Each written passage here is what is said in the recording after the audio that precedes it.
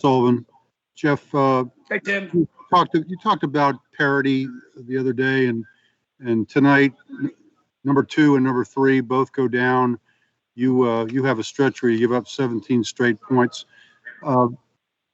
What does that say about where the women's game is going and where it is with you at the rank number 1? You know what? I've said it for a long time. I think the parity in our game is it's getting better and better, and it's been good for a while. And then I'll give NC State a pass also. I mean, I'm not foolish enough to sit here and think that Elise Cunane would not have made a little bit of a difference for their ball club, but you got to give credit to Virginia Tech for hanging in there and pulling out a win. Yeah, I mean, it's very competitive. There's no question about it. And players are going to different schools, and that allows for the ball games that you've been seeing.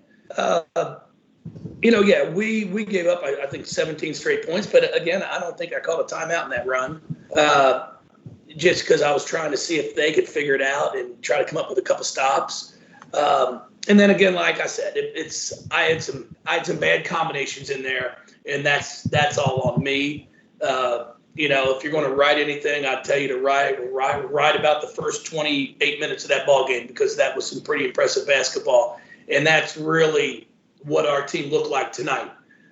Those last 12 were completely my fault. As a follow-up, Jeff, you came out so strong after a couple of very tight games. Was this in any way kind of a statement game for your players? Did they feel like they had to reassert themselves? Well, I think our kids, they knew that we had to come out and play well. We did not practice yesterday at all, which I think was a big part of making sure they had their legs for tonight's game, because we've been tired. We were fatigued. We had a heck of a game on Thursday. I mean, on Sunday at Wake Forest, and then turn right back around and play Miami. And, our league, it's better than what people think it is. And that's really the hardest thing to explain to people. You've got Syracuse that I know they got beat by Clemson, and they may have beaten Miami by 30, but we beat them by 15. I just think it just shows how good our league is, because any night, if you don't come prepared, it can get ugly in a hurry. So it's going to be a tight race, I think, all the way through. I think you said you don't have a vote in the AP poll. Would you rank yourself number 1 right now? Well, I'd rank myself 1 and 1A and 1B. All right, let me rephrase that. Your team, would you rank number 1? Oh, the team. I'm sorry. I'm sorry about that, Tim. Yeah, I mean, I sure would. I mean, we're 16-0. We've tried to play. I mean, we had a very, very good non-conference schedule slated out before COVID hit. It's not like we haven't tried to play people. I mean, we've tried with UConn 2 or 3 separate times to try to get a game schedule. It just didn't work out date-wise for both of us. So we're playing the teams that are put in front of us. There are some really good basketball teams in our league, and it's where we are now. I'm sure there'll be a couple of people that don't vote us 1, and I'm sure Doug Feinberg might have a vote, and he'll probably put us like 7th or 8th. But that's that's just the way some New York people are up there. Jeff, Steve Bittenbender with the Associated Press. I'll tell Doug he said that if he's not on. As far as the game goes, UNC comes in. They're top rebounding team in the conference. They're one of the top defensive field goal percentage teams in the conference. How much did the ability to beat them on the boards there in the first half really kind of allow you guys to have that, I think it was 56% shooting performance in the first half? Yeah, it set the tempo for us, and we've talked to our kids about that. When we rebound the ball, good things can happen because we're able to get out in transition, and then we shared the ball. I'm telling you, again, I talk about Dana. the pass at the end of the half, where she comes off the ball screen and easily could have tried to put up a shot, but throws it to Olivia for a three. And as it's going out of her hand, she's telling Olivia, knock it down. That's a big, big step for her. And she's been making those all year long. So her decision making is really, really good right now. Hey, Jeff.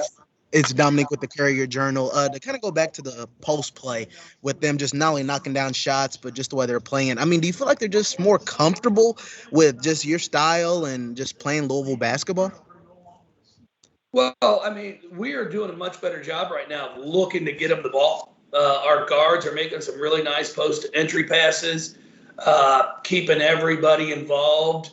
And then our posts have worked hard. Our post, Olivia and Liz have really worked hard and put the time in, and you can see the development and how comfortable they're feeling.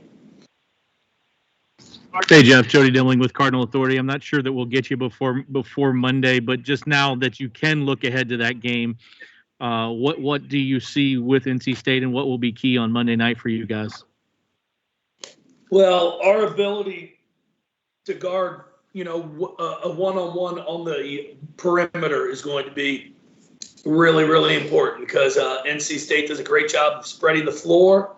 They're going to look to go 4 out, 1 in, try to pound it in, and then they like to rip and drive. So you've got to be able to keep someone in front of you and defend. And if we can do that, and then also I'm sure Kunaim will be back on Monday, we're going to have our hands full with her as well.